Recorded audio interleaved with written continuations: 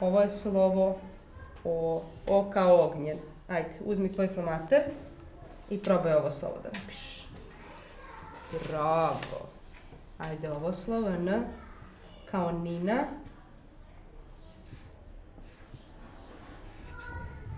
Ajde, slovo A kao Aleksa.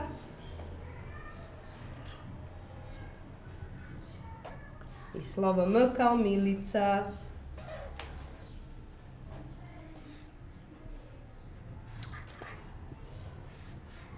Bravo. Pravo slovo ja. M. Evo vidi kako si napisala. N, A, M, A.